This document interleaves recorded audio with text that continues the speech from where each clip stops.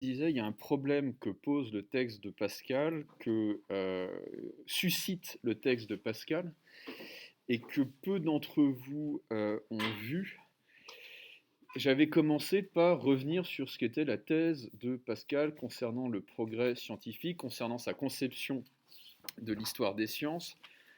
Pour Pascal, donc, l'histoire des sciences est progressive. L'évolution des sciences décrit ce qu'on pourrait appeler un progrès, c'est-à-dire que à chaque génération nouvelle de savants, la science fait un pas de plus. Et donc, ce que j'avais expliqué, c'est que pour Pascal, le progrès de la science était cumulatif, c'est-à-dire qu'à force d'accumuler des nouvelles expériences, les théories scientifiques progressaient, et qu'il était surtout continu. C'est-à-dire que sans l'apport des anciens, il n'y aurait pas de progrès. C'est précisément grâce à la parole et encore plus peut-être au livre, c'est-à-dire à la trace écrite, que nous pouvons nous hisser sur les épaules de nos prédécesseurs pour un peu plus chaque jour progresser dans la science. Ok. Mais il y a quand même un problème que soulève cette thèse de Pascal, et c'est le suivant. Comment les anciens ont-ils fait pour élaborer leurs premières connaissances, pour élaborer leurs premières théories? Donc le point aveugle du texte de Pascal, ce qu'il ne met pas en lumière suffisamment, c'est la question de la découverte scientifique. Comment expliquer que les anciens, qui ne bénéficiaient pas de l'apport d'une tradition scientifique, aient fait les découvertes qu'ils ont faites? Est-ce que Pascal nie totalement la part d'imagination, d'inventivité qu'il faut pour faire de la science, et en particulier pour faire de la physique, ce que fait Pascal dans ce texte? Eh bien non. En tout cas, je ne le pense pas. C'est-à-dire qu'on pourrait voir une sorte de contradiction entre ce qu'il dit de la capacité de découverte des anciens et ce qu'il dit sur le rôle et l'importance de la tradition scientifique. Mais en réalité, il n'y a pas de contradiction. Que veut dire Pascal? Pascal veut dire qu'il faut être fidèle à l'esprit des anciens. Il faut être fidèle à leur esprit scientifique. Et cet esprit était aventureux. Cet esprit était curieux. Cet esprit était inventif. Il faut rester fidèle donc à l'esprit des anciens. Mais il ne faut pas respecter à la lettre, précisément, la lettre des anciens. Autrement dit, il faut rester fidèle à leur attitude face à la découverte scientifique et non à leurs hypothèses et à leurs résultats. Conserver l'esprit des anciens tout en écartant leurs hypothèses erronées.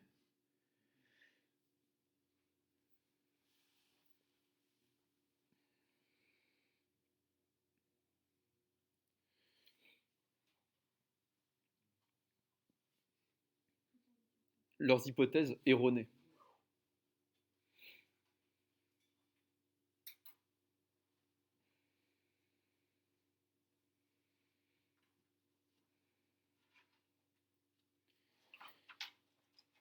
Et donc, c'est ce qui va permettre à Pascal d'affirmer l'existence du vide contre toute une tradition de savants qui explique que le vide ne peut pas exister, que l'absence totale de matière dans un espace donné est quelque chose de radicalement impossible.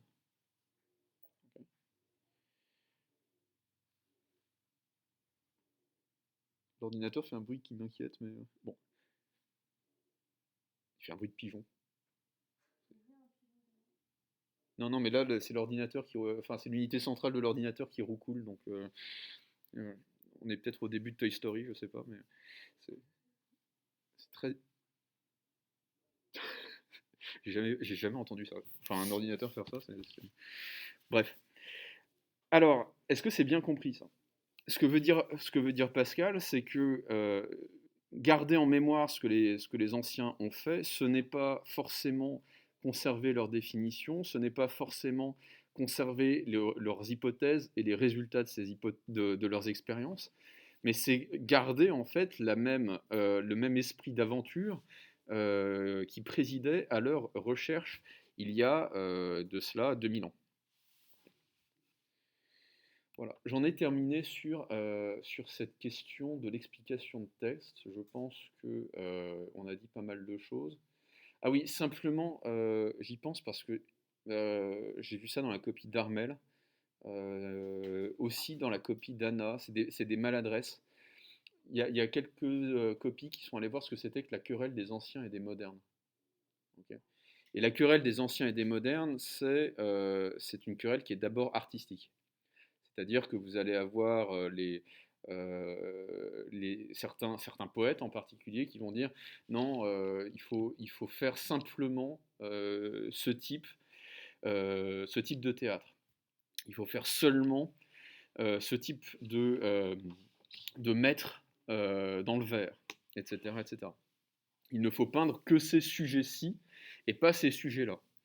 Et vous allez avoir les modernes qui vont dire bah non, c'est très bien de peindre des vierges et des enfants Jésus et des crucifixions à longueur de. Enfin, rarement d'ailleurs des crucifixions à longueur de journée, mais ça serait bien par exemple de peindre des canards, de peindre des chiens, de peindre des pommes, etc. etc. Et donc, ça, c'est la querelle artistique entre les anciens et les modernes.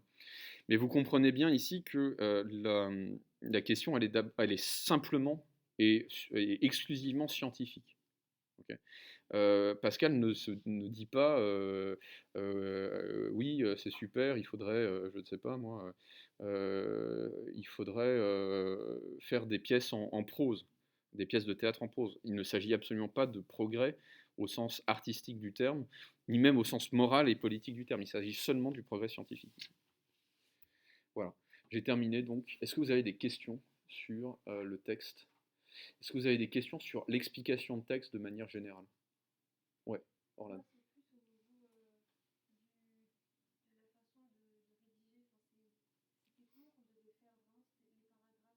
Alors, je vous recommande vraiment, vraiment, vraiment de reprendre mon corrigé, de retrouver mon corrigé sur l'explication de texte 2000 et d'aller lire les meilleures copies.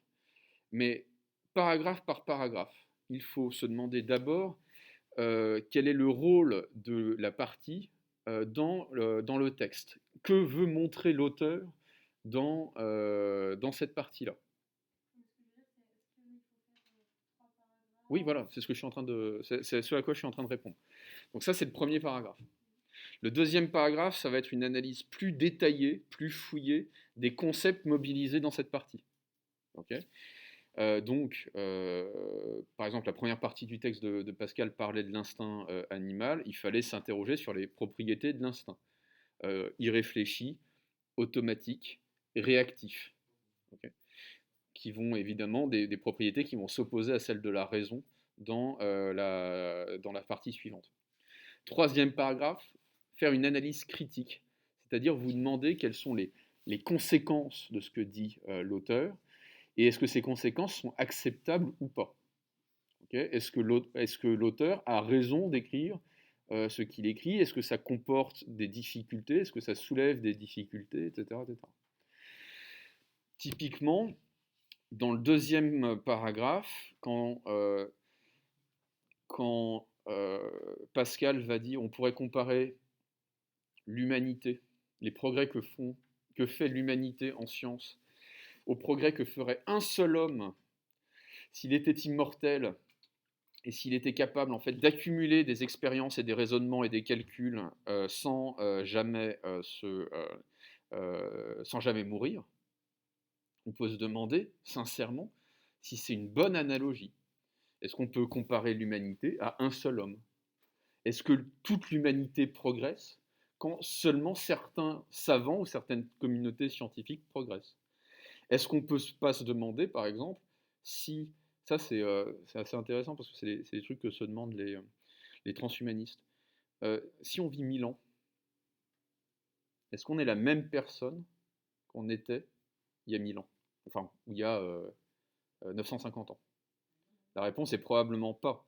Et la réponse est peut-être même d'ailleurs qu'il n'y aurait même pas de continuité dans nos souvenirs. On finirait par devenir non pas schizophrène, mais littéralement schizoïde, c'est-à-dire qu'au bout je sais pas, de plusieurs siècles d'existence, on aurait développé de telles différences de personnalité qu'il n'y aurait plus de continuité en fait dans notre personne. On serait carrément une nouvelle personne. Et on peut se demander si on ne peut pas se représenter l'histoire des sciences de cette manière-là.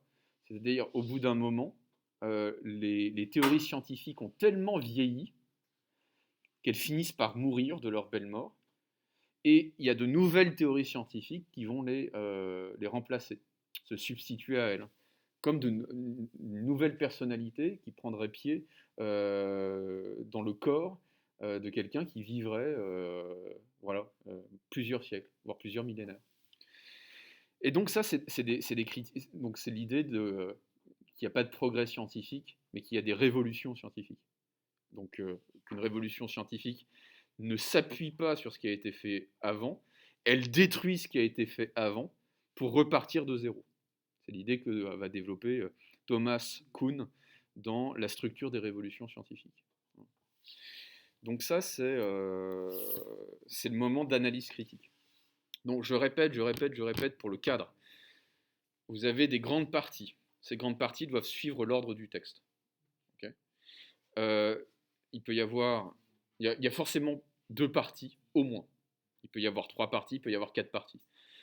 Généralement, on se débrouille pour que traditionnellement, il y ait 2 ou 3 parties dans le texte. Okay, et chaque paragraphe d'une partie, ça va être d'abord que fait l'auteur, que veut-il montrer. Deuxièmement, quels sont les concepts qu'il utilise et comment est-ce qu'on peut les analyser. Et troisièmement, quelles sont les difficultés éventuellement que cette analyse soulève, que cet argument soulève, quels sont les enjeux critiques en fait de ce qui est dit dans ce paragraphe. Le troisième paragraphe est vraiment, il est à votre appréciation, c'est-à-dire il est soumis à votre appréciation, c'est-à-dire que vous n'allez pas être obligé d'avoir une analyse critique de toutes les parties du texte, très clairement. Donc la taille de chacune de vos parties va dépendre déjà de la taille du texte que vous analysez et la taille de vos parties d'explication, ça va dépendre de la présence d'un troisième paragraphe ou pas. Eva. Mm. Non, non, non. C'est des lignes temps à temps. Pascal s'emploie à montrer comment l'instinct animal s'oppose à la raison humaine en mettant en avant les traits saillants de l'instinct. En réalité, ce qu'il vise par là, c'est l'attitude des partisans des anciens qui réagissent à des expériences et à des raisonnements nouveaux au lieu d'être actifs vis-à-vis d'eux. Voilà. Premier paragraphe de la première partie. C'est relativement court le premier paragraphe d'une première partie, c'est-à-dire que c'est une phrase ou 2 phrases ou 3 grandes phrases d'exposition, mais en gros ce que je veux c'est quelle est la grande idée qu'il y a derrière la partie, qu'est-ce qu'il veut faire, qu'est-ce qu'il veut montrer, et quelle est la place en fait de l'argument dans l'économie du texte, c'est-à-dire dans la logique du texte. Orlan.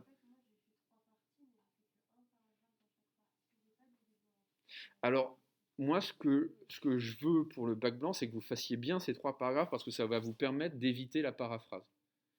Le problème, c'est quand vous faites un paragraphe enfin une partie qui est en un seul paragraphe, vous allez peut-être faire une analyse de détail du texte, mais peut-être que vous n'allez pas la faire. C'est-à-dire que vous allez peut-être simplement reformuler ce qu'a dit l'auteur. Ça, c'est ce qu'on appelle de la paraphrase, c'est ce qu'il faut à tout prix éviter. C'est pour ça que je pose cette distinction entre 3 paragraphes, qui vaut ce qu'elle vaut, hein, qui n'est pas non plus, qui n'est pas nécessaire, qui n'est pas tombé du ciel. euh, ça vous permet de poser différentes questions à un même passage du texte. Qu'est-ce qu'il fait là? Quelle est la fonction de ce paragraphe dans l'argumentation? Qu'est-ce qu'il dit? Quels sont les grands concepts qu'il analyse? Ou plutôt qu'il faudrait analyser? Et est-ce qu'il a raison de le faire? Est-ce qu'il a raison de le dire? Quelles sont les difficultés que ça soulève? Donc le but, vraiment une bonne explication, c'est même pas une explication qui a raison. C'est-à-dire qu'on ne vous demande même pas d'avoir raison. D'ailleurs, on ne vous demande pas non plus ça en dissertation. On vous demande d'être actif, de vous poser des questions et d'être sensible aux difficultés que pose la lecture du texte. Euh, vous êtes, enfin, c'est pas de votre faute, hein, mais vous appartenez à une génération où le problème est forcément perçu comme quelque chose de négatif. Alors qu'en philosophie, le problème est perçu comme quelque chose d'extraordinairement positif, puisque c'est ça qui va nous permettre de penser. Euh, on, on, on aime le fight en philo. On aime le combat. On aime quand ça résiste, quand il y a quelque chose qui ne marche pas très bien, on aime ça en fait. Parce que c'est ça qui lance la pensée. C'est vrai en dissertation, c'est vrai en explication de texte. D'autres questions? Ok. J'ai pas calculé parce que de toutes les manières, vu le nombre de copies qui n'ont pas été rendues en temps et en heure, la moyenne n'est pas forcément représentative. Mais globalement, j'ai l'impression qu'en TG4, où eux, ils ont vraiment. Je crois qu'il y a 2 copies qui m'ont pas été rendues sur 34. Euh, il y a des écarts. Enfin, c'est exactement ce que je disais. Si jamais vous glandez rien, vaut mieux prendre l'explication de texte. Si jamais vous avez bossé, vaut mieux prendre la dissertation. Okay, parce que vous allez pouvoir avoir une meilleure note en dissertation si vous avez bien travaillé et si vous maîtrisez la rhétorique de la dissertation. Alors que si vraiment vous ne maîtrisez pas le cours, vous ne maîtrisez pas la rhétorique de la dissertation, vous allez toujours plus pouvoir vous en sortir en explication de texte. En tout cas, vous allez pouvoir limiter les dégâts. Au lieu d'avoir 6 ou 7 en dissertation, vous pourrez avoir entre 9 et 11, vraiment en comprenant moyennement le texte, mais en faisant cet effort d'interrogation en explication de texte. Okay. Donc voilà, quelques conseils avant le bac blanc. Alors, je mets un terme à cette première vidéo, enfin à cette deuxième vidéo.